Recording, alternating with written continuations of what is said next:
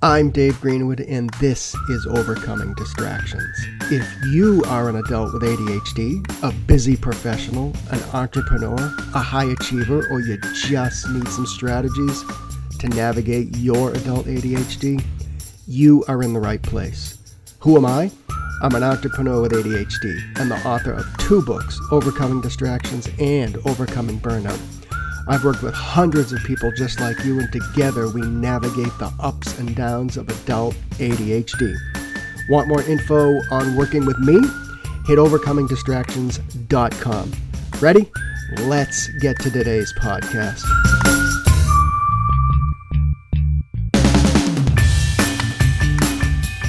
All right, everybody. Today is episode 301 of Overcoming Distractions, Thriving with Adult ADHD. Thank you. Thank you very much. Thank you. So, most podcasters do some fanfare at 200 or 300 episodes. That's cool. But I felt 301 was turning a new chapter, right? Now, I'm not going to sit here with a bunch of fanfare and bragging or anything else. I mean, because frankly, who cares, right? Who cares if it's episode 222 or episode 400, right? So, but it is a milestone. Doing this podcast has just taught me a lot.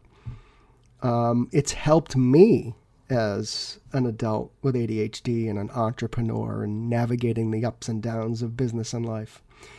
But this podcast has really helped me out tremendously, whether it's interviewing some of the brightest minds in adult ADHD, experts in other areas that can help us shape our ADHD lives and our professional lives and our careers. And I've learned a lot from working with many of you individually. I'm grateful to have this opportunity to do this. And I'm even more humbled that many of you have actually contacted me directly and asked me for some guidance on how to navigate the ups and downs of being that busy adult with ADHD. And I thank all of you that have reached out, whether you decided to, work with me or not. I'm just grateful that you actually took the time to actually do that you trusted what we talk about on this podcast. So, I've learned a ton, and I have to say, I'm a pretty simple guy when it comes to this stuff.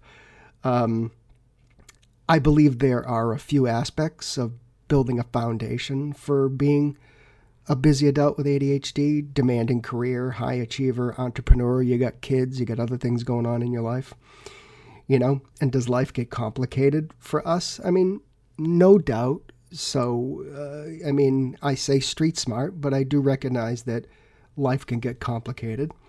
But I also believe that if we have some of the basics in place, it goes a long way in having that fulfilling and thriving life and career with ADHD, with all the things we got going on. So what I wanted to talk about today is, as we hit the publish button on 301 episodes, I just wanted to take some time to talk about some of the things that I have learned over the years doing this podcast, talking to people like you, talking to experts, interviewing people that have published various books and different thought leadership.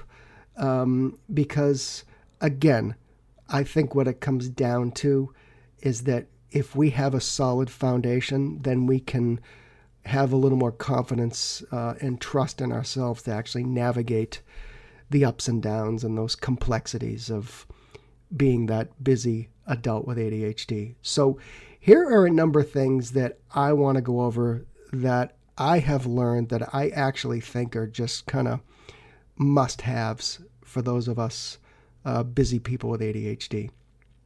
And I think the first one is actually, it's one of the first lessons I learned. Find the right job and marry the right person.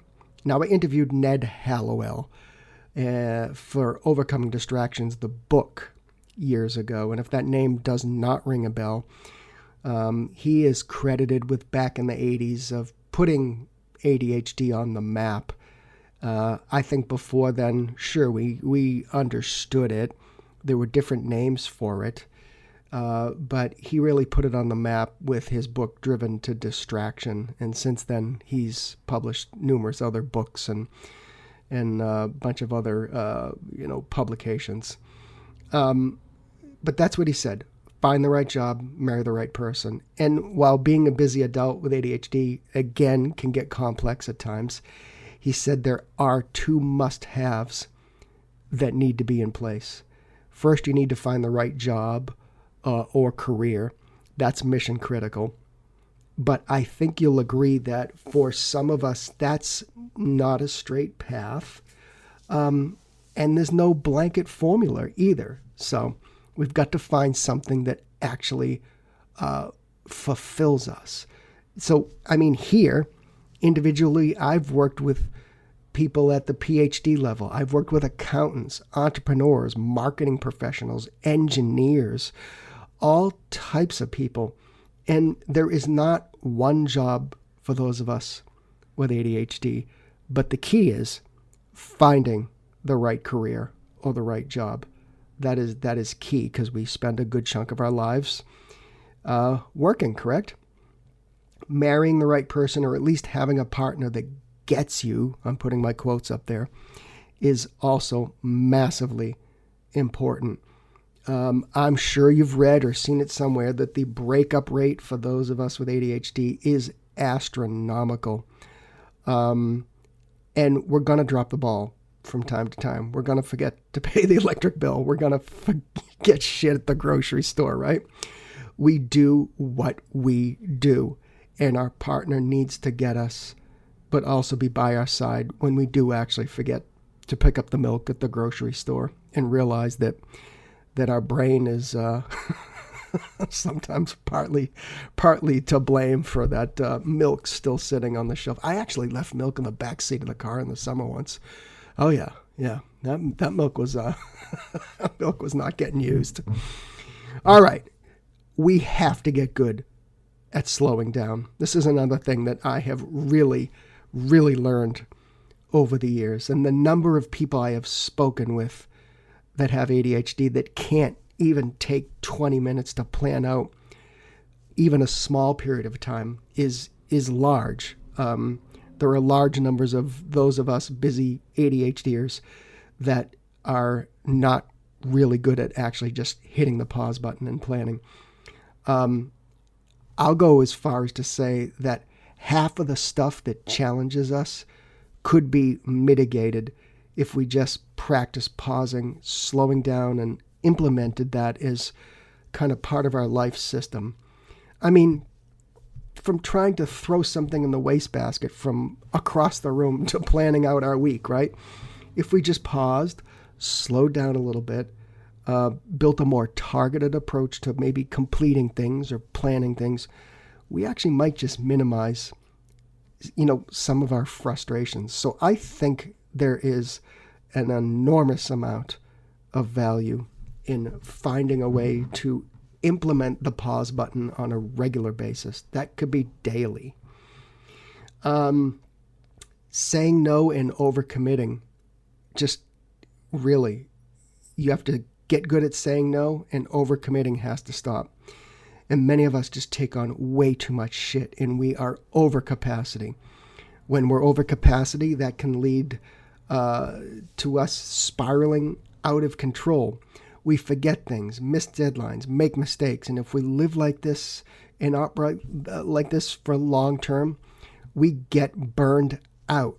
And there are many definitions, I think, to burnout, especially with ADHD.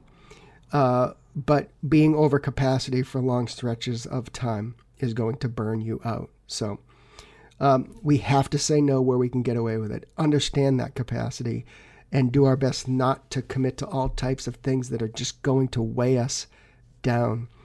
We need to understand that we can say no without worrying about disappointing somebody. We need to, I won't say get over that, but we need to manage that to the best of our ability. And I mean this in the most positive way. If we are struggling as a busy adult with ADHD, we have to get a little selfish. And that means putting ourselves first as well as those around us that matter. But a lot of times that doesn't happen. So we need to understand our capacity and know when to say no. We need to fix our recurring complaints. And I believe that focusing on what we complain about is an opportunity to make things better. That may sound weird. Like, I know sometimes when I work with people, I tell them to list out their complaints. I mean, that can be maybe a little stressful exercise, but, there is opportunity in finding what you complain about over and over again. When I ran my public relations firm, I complained about how far out people went on paying me. And I tended to be a people pleaser, but I had to get good at being more assertive about getting on the phone and getting people to pay me. And it was a massive complaint because I would walk out to that mailbox regularly and I would come back with nothing. And over time, it was soul crushing. And I was being too nice. And I complained about it over and over and over again. So that is something that I needed to get better at. What you are complaining about on a regular basis can help you begin to be that problem solver. We don't have to continue to complain about this stuff. These are opportunities to fix things, so to speak, to some extent. Next is something that I have learned partly the hard way. I will just be perfectly honest with you. Over the years, I have had many instances in my life where I just went with the flow in certain situations. And I'm not talking about the good flow that I talk about. I'm talking about just riding out a situation that really just threw me for a loop. Maybe that was in business or other personal matters that I just took as is, but it ultimately dragged me down. And I've worked with many of you individually out there that just feel the same way. It doesn't have to be that way. And I believe in a lot of circumstances we can actually gain back control over certain things. For example, you have meetings at sporadic times during the week. Is there a way to schedule those in your favor so you could achieve more flow during the week? Or do you even need to be in that stupid meeting you always complain about, right? I mean, you don't get what you don't ask for. And, that's just one of many examples of, hey, do we really need to meet at this time? Because it's right in the middle of me trying to get X, Y, and Z done. Or do I need to be here at all? But you show up anyways, right? Are you doing the stop, drop, and roll and responding to people and circumstances on the fly? Is that necessary? Are you taking a situation for what it is, or can you take a step back and figure out how to mitigate the negatives of this? There is always room for you to control things that are within your control. And I think that's a distinction. You're not going to control your, jerk boss or your, other things in a higher level in an organization you're working with. There's some things you're not going to control. The key is to control what you can. Now, when it comes to clarity, because I think these two do go together, the ADHD must have clarity. We have to have clarity. That's with yourself, your boss, your coworkers, clients, etc. Lack of clarity leads to procrastination, and we know where that gets us, right? We all know where that gets us. Slow down. Get what you need. Understand this needs to be one of the foundations of thriving with adult ADHD? Did you leave a meeting and not know what to do after? Then you don't have clarity. Slow down, seek clarity. You'll thank me later. Systems. I have talked about this specific example before, but I'm going to do it again. I think, one evening I was watching Shark Tank. Mark Cuban was questioning somebody coming in there for money about how they ran their company. They were kind of all over the place. And Mark Cuban said something to this person coming in for the investment that I really feel rings true for those of us with ADHD. He said to the person, if you don't have repeatable systems, you do not have a business. So how can we take what Mark Cuban said and implement that in our ADHD life? What bogs us down is when we don't have systems, routines, checklists for recurring projects, and so on. I spent many years in the restaurant business. We had a checklist to open the restaurant and a checklist to close the restaurant. Without it, half the shit would not get done. It not only made things easier, but it gave us the confidence to know that we did everything to open or close the operation. Imagine leaving a grill or like a heating element on overnight. Okay? Systems were imperative in that situation. And if you're an adult with ADHD, systems are imperative. Find yourself scrambling all the time, you need systems. Getting up in the morning, going to bed at night, and everything in between. We may resist systems, but we need them. Something as simple as, putting the coffee on the timer the night before, my God, because in my world, my entire day revolves around getting my coffee as soon as I put my feet on the floor. That is a system. Next, big thing that I have learned, I have practiced myself, but I have been guilty of times of straying off. We need to take care of ourselves. And again, I've been guilty sometimes where I've just gotten busy and I haven't felt like I've had the chance. But there's a mountain of evidence to suggest that exercise can be one of your best friends.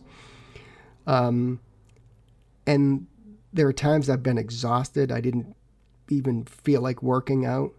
But when I actually dragged my ass to the gym, it's some of the best workouts I ever had because apparently my mind and body needed that. And it felt so good afterwards. So, again, we've talked about it. I can't emphasize this enough. Hit the gym. Go for a 20-minute walk. Do something mindful.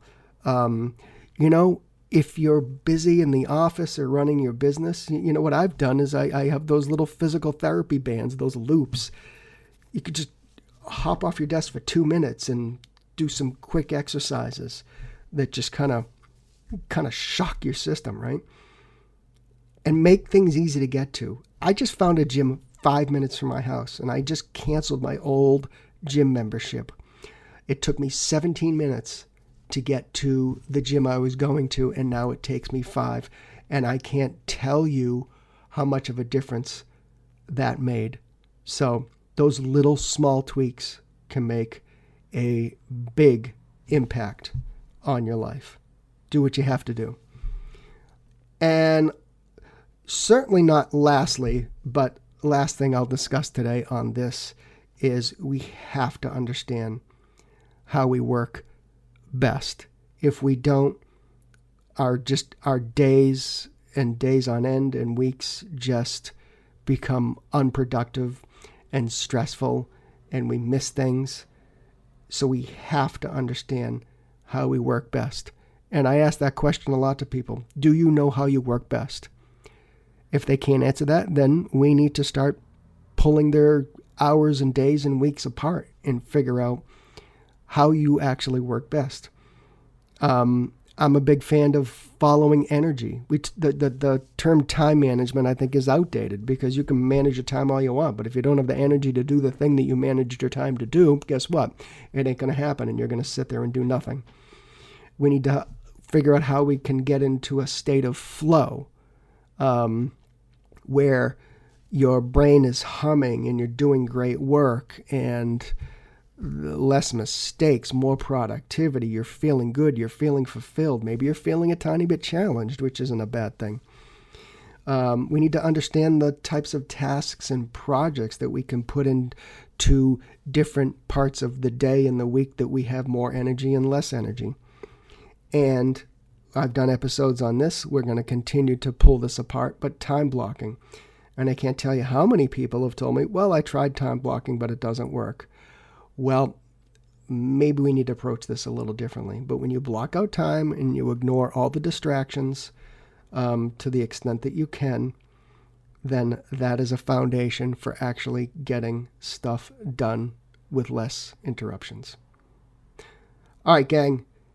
Again, welcome to episode 301. If you've been hanging out with me for any period of time, a couple months, a couple years, I cannot thank you enough for hitting that download button every week and hanging out with me and hanging out with my guests. I take great care into making sure we are pumping out things that you can use and things that can help you, as well as bringing on guests that I feel can move the conversation forward and get us thinking. So I'm going to continue to do that. Again, welcome to episode 301. You are a massive part of this. And if you want to find out more about me, or if some of these things have resonated with you and you're challenged and you need to sort some things out individually, just hit overcomingdistractions.com, click that button that says book a 15-minute conversation with me, and let's see if we can problem solve together. That's it. I will catch you next time. Keep hitting that download button. Oh, and if you want to write a really cool review, if this podcast has helped you, just hop on to your Spotify or your Apple and share your thoughts on how this podcast has helped you. That's it. Those are all my asks. We'll catch you next time.